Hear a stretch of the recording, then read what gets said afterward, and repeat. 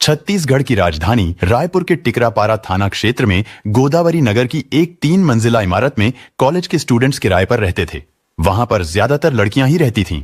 उस मकान के 3rd फ्लोर पर केवल एक फ्लैट था, जिसमें मनीषा सिदार नाम की एक लड़की रहती थी, जो रावतपुरा नर्सिंग कॉलेज में बीएससी नर्सिंग फर्स्ट ईयर की स्टूडेंट थी।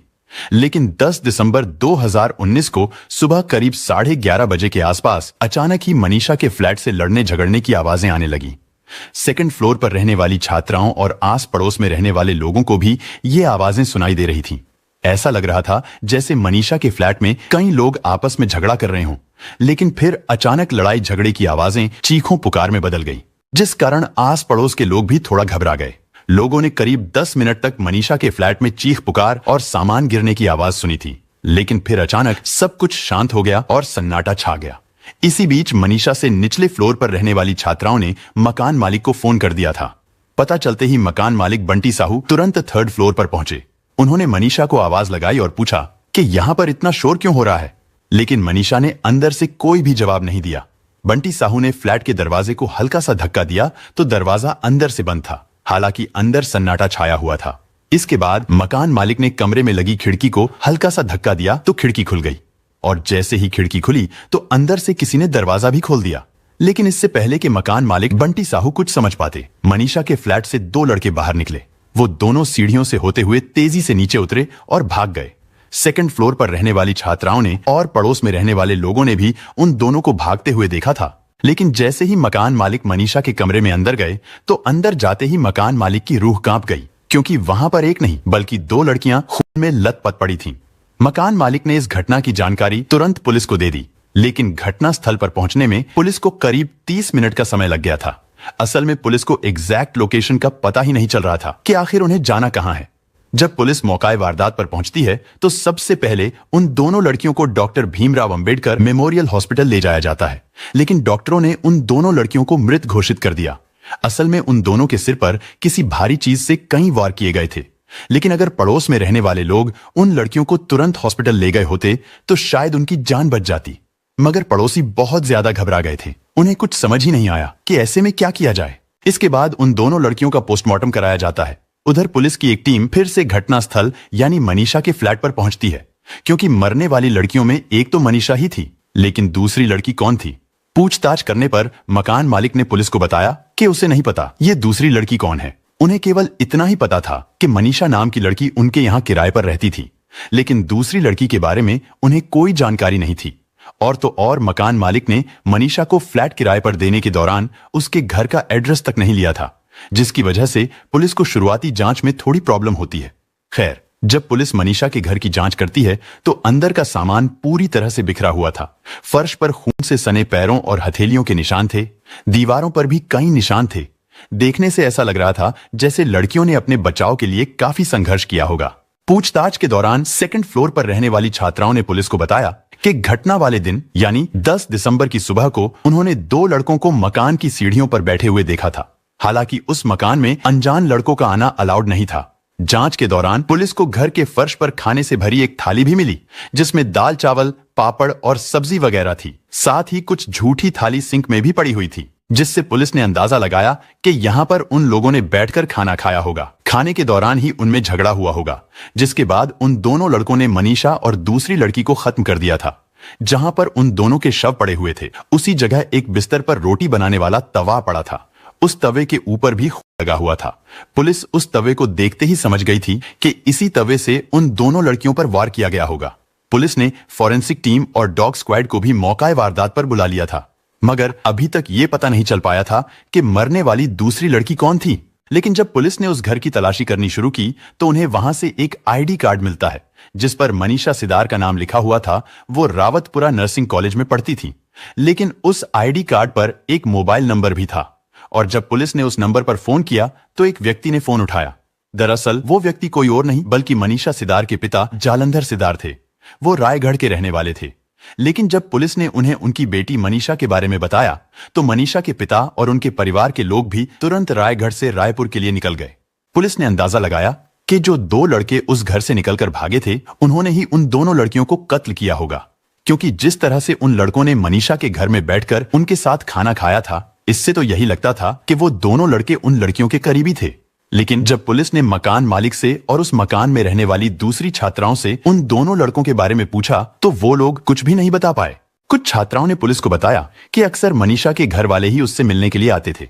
कभी कभार उनके साथ मनीषा का कोई रिश्तेदार भी आता था, लेकिन घटना वाले दिन जो दो लड़के आए थे वहां पर किसी ने भी उन्हें पहले कभी नहीं देखा था, यानी वो दोनों लड़के पहली बार ही वहां पर आए थे। ऐसे में पुलिस वाले भी कंफ्यूज हो गए थे, क्योंकि जहां एक तरफ लोगों का कहना था कि वो दोनों लड़के उन लड़कियों के जानने वाले थे, इसीलिए वो यहां पर आए होंगे, वहीं लोगों का यह भी कहना था कि उन्होंने उन लड़कों को इस इलाके में पहली बार देखा था। उधर मनीषा सिदार के घर वाले रायगढ़ से सीधे हॉस्पिटल की मोर्चरी पहुंच गए थे। वहां पहुंचकर उन्होंने दोनों शवों को पहचान लिया था। असल में वो दोनों शव उनकी बेटियों के ही थे, जिनमें बड़ी बेटी मंजू सिदार और छोटी बेटी मनीषा सिदार थी। मनीषा बीएससी नर्सिंग के सेकंड ईयर में थी, जबकि मंजू नर्सिंग की पढ़ाई पूरी कर चुकी थी। वो दोनों मूल रूप से रायगढ़ के विनोबा नगर की रहने वाली थी। उनके पिता तहसील में पटवारी के तौर पर काम करते थे। हालांकि मंजू अपने घर रायगढ़ में ही रहती थी। वो एक दिन पहले ही अपनी बहन से मिलने के लिए रायपुर आई थी। इस घटना से पूरे इलाके में दहशत फैल गई थी। इधर आरोपियों को पकड़ने के लिए पुलिस की कई टीमें बनाई गई। घर की खोजबीन में पुलिस को कुछ फटे हुए फोटोग्राफ्स मिलते हैं, जिनमें कुछ फोटो ठीक भी थे। उन फोटोज में मंजू लता के साथ एक लड़का भी था। फोटोज को देखते ही पुलिस को लगा कि कहीं इसमें प्यार का कोई एंगल तो नहीं है, क्योंकि जिस तरह से मंजू और वो लड़का उन फोटोज में दिख रहे थे, उससे लग रहा था कि उन दोनों में जरूर कोई करीबी रिश्ता है। पुलिस ने उन फटे हुए फोटोज को जोड़कर देखा तो उसमें भी वही दोनों थे, लेकिन उन फोटोज को कुछ इस तरह से फाड़ा गया था जिससे कि मंजू लता और लड़का अलग हो जाए। इससे अंदाजा लगाया गया कि उस लड़के ने ही उन दोनों बहनों का कत्ल किया था और पहचान छुपाने के लिए फोटोज को फाड़ दिया था, या फिर उन दोनों के बीच कोई तीसरा भी हो सकता था जिसने मंजू को कत्ल करके उसे उसके प्रेमी से अलग कर दिया था। इधर सीसीटीवी कैमरा को चेक कर रही पुलिस टीम को एक बहुत बड़ी कामयाबी हाथ लगती है। असल में पुलिस को कई जगह पर कैमरों में दो लड़के भागते हुए दिखाई देते हैं। एक कैमरा तो उस मकान के ठीक सामने वाले घर में ही लगा हुआ था, जिसमें 11:30 बजे के आसपास दो लोग उस घर से बाहर निकलकर भागते हुए दिखाई दे रहे थे। इसके अलावा थोड़ी दूरी पर दूसरा कैमरा जो किसी घर में ही लगा हुआ था, उसमें भी वही दोनों लड़के भागते हुए दिखाई दे रहे थे। वो दोनों मेन रोड की ओर जा रहे थे। हालांकि पुलिस स्टेशन भी उधर ही था, यानी अगर पुलिस इधर उधर भटकने के बजाय समय रहते हुए घटना स्थल पर पहुंच जाती तो दोनों लड़कों को भागते हुए देख लेती और उन्हें रास्ते में ही पकड़ लेती। जांच के दौरान जब पुलिस ने मेन रोड के पास लगे कैमरे को चेक किया तो उसमें वो दोनों लड़के मेन रोड पर आते हुए दिख रहे थे। वहां पर एक और लड़का बाइक लेकर खड़ा हुआ था। वो दोनों उस बाइक वाले लड़के से कुछ बात करते हैं, फिर वो दोनों लड़के भी बाइक पर बैठ जाते हैं। इसके बाद बाइक चल पड़ती है और इस तरह वो तीनों लड़के वहां से फरार हो गए। इस सीसीटीवी फुटेज से एक खुलासा ये हुआ कि इस मामले में दो नहीं बल्कि 3 लोग शामिल थे। जांच के दौरान पुलिस को एक और अहम सुराग मिलता है। असल में जो फोटो मनीषा के फ्लैट से मिला था, जिसमें उसकी बहन मंजू के साथ एक लड़का भी था, वही लड़का सीसीटीवी कैमरे में नजर आ रहा था, जिससे साफ हो गया था कि उस लड़के ने ही मंजू और उसकी बहन मनीषा का कत्ल किया है। मगर उसके साथ वो 2 लड़के कौन थे, उनके बारे में अभी तक कुछ भी पता नहीं चल पाया था। इधर मंजू के घर वालों से भी पूछताछ की जा रही थी और जब उन्हें उस लड़के की वो फोटो दिखाई गई जो उसने उनकी बेटी मंजू के साथ खिंचवाई थी, मंजू के घर वाले उस फोटो में दिख रहे लड़के को तुरंत पहचान लेते हैं, जिसका नाम था शोएब अंसारी उर्फ सैफ। घर वालों ने बताया कि सैफ काफी दिनों से मंजू को परेशान कर रहा था। हालांकि पहले सैफ और मंजू में बहुत अच्छी दोस्ती थी, लेकिन जब घर वालों को लगा कि वो दोनों कुछ ज्यादा मिलने जुलने लगे हैं तो उन्होंने मंजू पर सैफ से दूर रहने के लिए दबाव बनाया, जिसके बाद मंजू ने सैफ से दूरी बना ली थी, जिसकी वजह से शोएब उर्फ सैफ मंजू को परेशान करने लगा था। वो उसे मैसेज करता, कभी उसके नंबर पर फोन करके उसे परेशान करता और कभी वो मंजू को कॉलेज जाते समय रास्ते में रोक लेता। इन सब बातों से परेशान होकर 3 नवंबर 2019 को, यानी इस घटना से 1 महीने पहले, चक्रधर नगर पुलिस स्टेशन में मंजू के परिवार वालों ने सैफ के खिलाफ छेड़छाड़ की रिपोर्ट दर्ज कराई। लेकिन बाद में उन दोनों के परिवार वालों में इस बात को लेकर समझौता हो जाता है और मंजू कंप्लेंट वापस ले लेती है। इसके बाद पुलिस ने सैफ को वार्निंग देकर छोड़ दिया था। हालांकि सीसीटीवी कैमरा में भी करीब 11:30 बजे सैफ किसी लड़के के साथ मनीषा के फ्लैट से निकलकर भागता हुआ दिखाई दे रहा था। लेकिन जब पुलिस ने सैफ और मंजू के कॉल डिटेल को चेक किया तो पता चला कि मंजू ने आखिरी बार सैफ से ही बात की थी और 10 दिसंबर को भी सैफ की लोकेशन उस मकान के आसपास ही थी। अब पुलिस को पूरा यकीन हो गया था कि उन 3 लड़कों में से एक लड़का शोएब उर्फ सैफ ही है। लेकिन अभी भी कई सवाल थे जिनके जवाब जानना पुलिस के लिए बेहद जरूरी था, जैसे कि मंजू की छोटी बहन मनीषा का कत्ल क्यों किया गया था और मंजू को भी कत्ल करने की असल वजह क्या थी। आखिर मंजू और सैफ में क्या रिश्ता था और सैफ के साथ वो 2 लड़के कौन थे जिनके बारे में अब तक कुछ भी पता नहीं चल पाया था। इन सब बातों का पता लगाने के लिए पुलिस ने उन दोनों के सोशल मीडिया अकाउंट्स को भी खंगालना शुरू किया। जांच के दौरान पुलिस को मंजू की टिकटॉक आईडी मिलती है। हालांकि हमारे भारत में टिकटॉक बैन है, लेकिन 2019 में ये बैन नहीं था। इस घटना से 2 दिन पहले मंजू ने टिकटॉक पर एक वीडियो अपलोड की थी जिसमें मंजू किसी लड़के के साथ दिखाई दे रही थी। इधर सीसीटीवी में दिखाई देने वाली बाइक के रजिस्ट्रेशन नंबर के जरिए पुलिस जांजगीर नामक इलाके में पहुंचती है। वहां पुलिस उस बाइक के ऑनर से मिलती है, उसे वो सीसीटीवी फुटेज दिखाती है और उससे लड़के के बारे में पूछती है। उस व्यक्ति ने पुलिस को बताया कि इस लड़के का नाम देव नारायण डडसेना है और वो नाबालिग है। इसके बाद 11 दिसंबर को पुलिस देव नारायण को जांजगीर से अरेस्ट कर लेती है। पूछताछ के दौरान देव नारायण ने बताया कि सैफ रायगढ़ जिले के बोयरदादर का रहने वाला है। साथ ही ये भी पता चलता है कि तीसरा आरोपी सैफ का दोस्त है जिसका नाम था गुलाम मुस्तफा उर्फ काली। सैफ और काली के बारे में पता चलते ही पुलिस तुरंत उन दोनों के घर पर पहुंचती है, लेकिन वो दोनों ही घर पर नहीं थे। इसके बाद पुलिस सैफ के कमरे की तलाशी करती है। तलाशी करने के दौरान पुलिस को एक डॉक्यूमेंट मिलता है जिसे देखकर पुलिस भी हैरान रह गई। असल में वो डॉक्यूमेंट कुछ और नहीं बल्कि मैरिज सर्टिफिकेट था, जिससे पता चला कि मंजू लता और सैफ ने 21 मई 2019 को कोर्ट मैरिज कर ली थी। इसी दौरान रायपुर पुलिस को सूचना मिली कि सैफ और काली दोनों बिलासपुर से रीवा जाने वाली चिरमिरी एक्सप्रेस में सवार होते हुए देखे गए हैं। इस बात का पता चलते ही रायपुर पुलिस ने तुरंत सतना पुलिस से संपर्क किया। फिर सतना पुलिस ने इस बात की जानकारी मैहर पुलिस को दी। आखिरकार इस तरह मैहर रेलवे स्टेशन से सुबह 4 बजे सैफ को अरेस्ट कर लिया गया, जबकि उसका एक साथी काली शहडोल स्टेशन पर उतरकर भाग निकला था, लेकिन फिर शाम तक उसे भी अरेस्ट कर लिया गया। इसके बाद उन दोनों से कड़ाई से पूछताछ की गई। पूछताछ के दौरान सैफ ने बताया कि मंजू लता और सैफ फेसबुक पर मिले थे। वहीं पर उनकी दोस्ती हुई क्योंकि वो दोनों एक ही जिले के रहने वाले थे, इसलिए घर वालों से छुपकर उन दोनों का मिलना जुलना शुरू हो गया। फिर धीरे धीरे वो दोनों एक दूसरे से प्यार करने लगे। आगे चलकर उन दोनों का प्यार इतना ज्यादा बढ़ा कि उन्होंने अपने घर वालों को बताए बगैर ही 21 मई 2019 को कोर्ट में जाकर शादी कर ली। इसके बाद उन्होंने एक मंदिर में जाकर भी शादी की थी। उसी दौरान उन्होंने अपनी शादी की कई तस्वीरें भी ली थीं, जो बाद में पुलिस को मौकाए वारदात पर मिली थीं। शादी के बाद वो दोनों अपने अपने घर रहने लगे और जब भी उन्हें मौका मिलता तो वो दोनों एक दूसरे से मिलते थे। उन दोनों में सब कुछ ठीक चल रहा था, लेकिन शादी के कुछ दिन बाद अचानक सैफ अपनी और मंजू की शादी की फोटोज अपने फेसबुक अकाउंट पर पोस्ट कर देता है, जिनमें मंजू सिंदूर लगाए हुए थी। लेकिन न जाने किस तरह ये फोटोज मंजू और सैफ के घर वालों तक पहुंच जाती हैं। दोनों के परिवार वाले अपने अपने बच्चों को समझाते हैं और उन्हें एक दूसरे से दूर रहने के लिए उन पर दबाव बनाते हैं।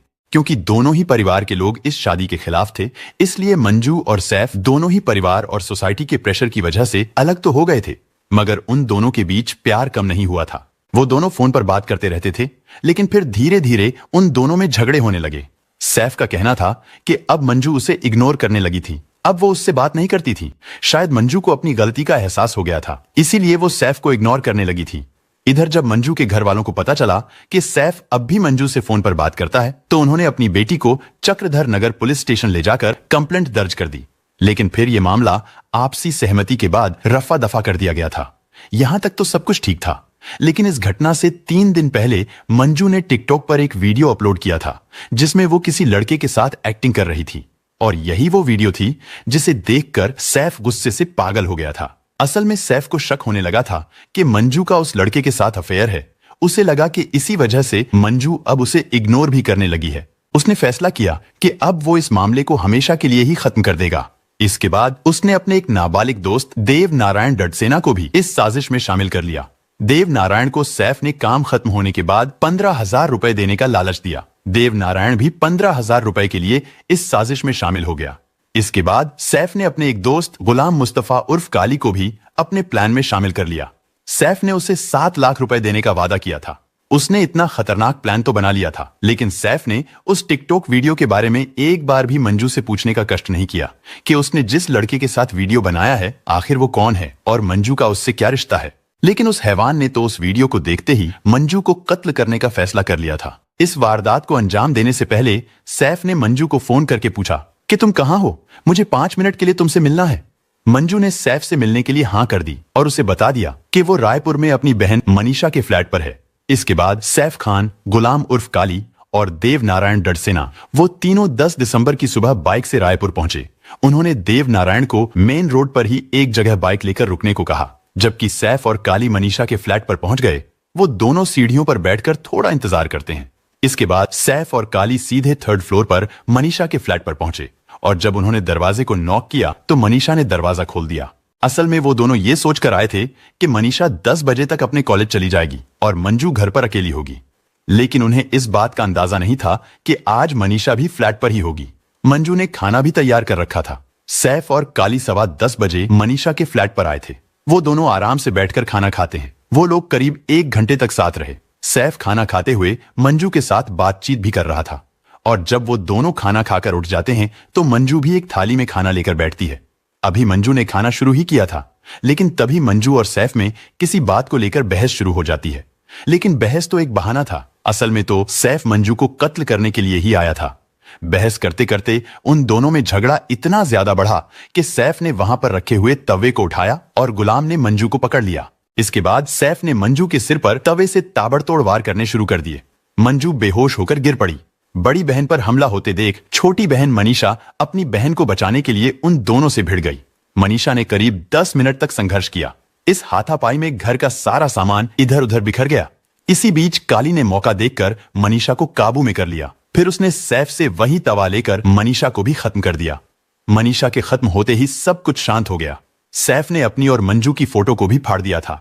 इसके बाद सैफ और काली वहां से निकलकर भाग जाते हैं। वो दोनों सीधे अपने तीसरे साथी देव नारायण के पास पहुंचे, जो मेन रोड पर बाइक लेकर उनका इंतजार कर रहा था। उसके बाद वो तीनों बाइक पर सवार होकर रेलवे स्टेशन पहुंचे। वहां से वो तीनों बिलासपुर गए। फिर बिलासपुर से नाबालिग लड़का देव नारायण वापस अपने घर जांजगीर चला गया। लेकिन सैफ और काली बिलासपुर से रीवा जाने वाली चिरमिरी एक्सप्रेस में सवार हो गए और जैसे ही ट्रेन महर स्टेशन पर पहुंची तो सैफ को भी अरेस्ट कर लिया गया। लेकिन काली फरार हो गया था। हालांकि कुछ समय बाद उसे भी अरेस्ट कर लिया गया था और इस तरह एक टिकटॉक वीडियो के कारण शक करने की वजह से सैफ और काली ने मिलकर उन दोनों बहनों को कत्ल कर दिया था। पुलिस ने सैफ खान और गुलाम उर्फ काली के बयान और सबूतों के आधार पर उन सभी आरोपियों के खिलाफ चार्जशीट तैयार करके उन्हें कोर्ट में पेश किया गया, जहां से उन्हें जेल भेज दिया गया। हालांकि ये मामला अभी भी कोर्ट में चल रहा है और आरोपियों को सजा मिलना अभी बाकी है। दोस्तों, इस घटना को सुनाने का उद्देश्य किसी का दिल दुखाना नहीं है, किसी को परेशान करना नहीं, बल्कि आपको जागरूक करना है, आपको सचेत करना है। दोस्तों, इस पूरी घटना के बारे में आपकी क्या राय है, कमेंट बॉक्स में जरूर बताएं। और अगर हमारी मेहनत पसंद आई हो तो इस वीडियो को लाइक करते हुए शेयर भी करें। अगर आपने अब तक चैनल को सब्सक्राइब नहीं किया है तो हमारे चैनल को सब्सक्राइब कर लीजिए। धन्यवाद।